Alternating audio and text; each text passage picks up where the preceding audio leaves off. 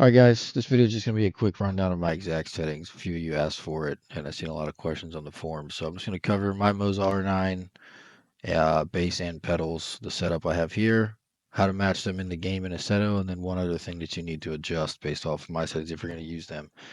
Keep in mind, these might not be perfect for everybody. They're going to vary based off your driving style. I have it set up to drive how I feel like my car drives and the car packs that I drive. So the first thing you're going to set up is your Moza Pit House. So I have a Moza R9. I'm in the Pit House. When you go to, on the left side, you select your base, and then you'll have your modes. So go to drift, and you're going to want to create a new one.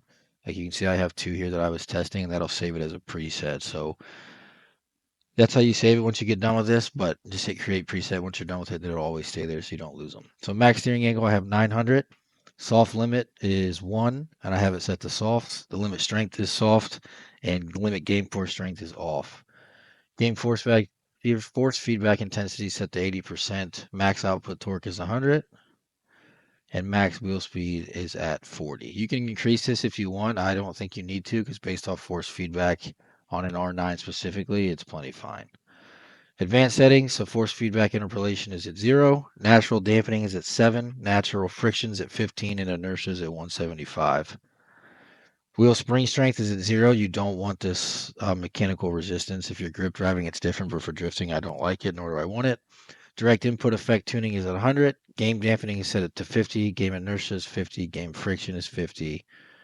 Speed independent dampening is 0. And start point of speed independent dampening is also set to 0. So that way it doesn't change throughout how I'm driving. And temperature control strategy, I have it set to conservative, and that's just basically protecting your base if it gets hot. Here's my equalizer table. I'm not sure. I don't even remember what yours is going to be. I think they're all zeros. I'm not sure. But if you just match it up to percentage to the hertz is what it'll be. So if you look at the 100%, I'm at 100% at 0 hertz, 50% at 10, 60% at 15. I don't touch it in between there. 25 hertz is at 100, 40 is at 50, 60 is at 100, and 100 hertz is at 0. And you just click custom and you just match them to those. Feel free to slow back the video. I'm not going to waste your time talking slow so you can get to the point. My feedback curve, it's pretty linear. I didn't change anything on it. It's just a linear line. I think the only thing you're going to catch is the first one I have is at X 5% and Y 3%. And then from there, it's just in the boxes at 40, 40, 60, 60, 80, 80, 100, 100. Miscellaneous, standby mode is in work mode, base Bluetooth is on, indicators on, that's up to you. I'm not going to cover anything in the steering wheel settings because if you're running a drift wheel, it's irrelevant. Pedals, this is independent of you. I don't really change this in here except for the brakes because I am running the Moza pedals and they're pretty stiff. So the clutch, I didn't touch at all inside of Moza itself. The brake curve, I did mess with this and adjusted it so that I could actually have some type of throttle or pedal input for it to work. So I have to put a lot of force on this thing to get it to 100 in here. But the reason I did that is because I was touching it in the game and it would basically slam in the left foot brake, which is super unrealistic and hard, especially in tandem. So I adjusted it to how I like it. Keep in mind, I would do it in here something like this. So this is me touching it barely. That's like moderate pressure if I was hard left foot braking. And this is me like slamming on the brakes. I'm still not at 100. We'll come back to this when we get into content manager. Throttle, keep it, leave it linear, don't mess with it. And then here's my output ratio on the brakes, 16 for the angle, 84% load cell. Once you're done with those, save it. Go into content manager, go to settings, controls. First thing you're going to do is bind your steering wheel, throttle, brakes, clutch, and then your handbrake if you have it. So this is why I adjusted my brakes in there. If you notice in here, I have it from 2%. That means it takes 2% throttle. You can see I'm touching it here, and that's where it's registering. I have my foot resting on it right now, and it's not doing anything. But the minute I apply some pressure, it starts to hit. So I have 2 to 100, and I adjusted it on here, so it still takes a lot. That's pulling from the Pit House. You can change this if you want it to take less for more, etc., by adjusting that from or to value on that line. Steering wheel, bind all these. Your brakes, you can adjust this from and to whatever you want so that it works how you want it to as far as how much brake pressure you need. Same thing with the clutch. You notice mine's only 67%, so I don't have to slam the clutch all the way to the floor to get it to work. It matches with your car. Now to build off your settings from the Pit House, if you don't do these and match them with my other ones, my other settings really aren't going to help you. So for a baseline, I recommend you match mine exactly and then fine tune it from there. So my gain is set to 70%. Don't invert. Filters at 0. Min force is at 0.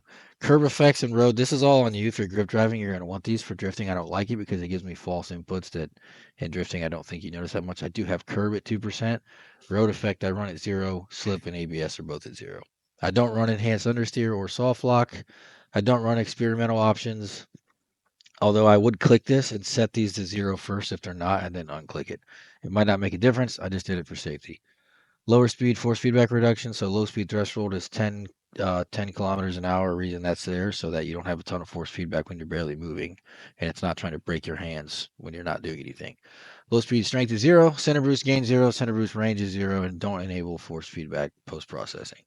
That's pretty much it for your settings as far as matching mine. There's just one other thing you're going to need to do that's going to change how every car pack drives. Every car is different. Every car pack is different. Most car packs are somewhat similar with the cars, but you might want 1 or 2% different. So what you're going to do is go into Assetto Corsa app windows. These will be in the game on the right side of your screen when you hit those little boxes, but you're looking for the one that says force feedback right here.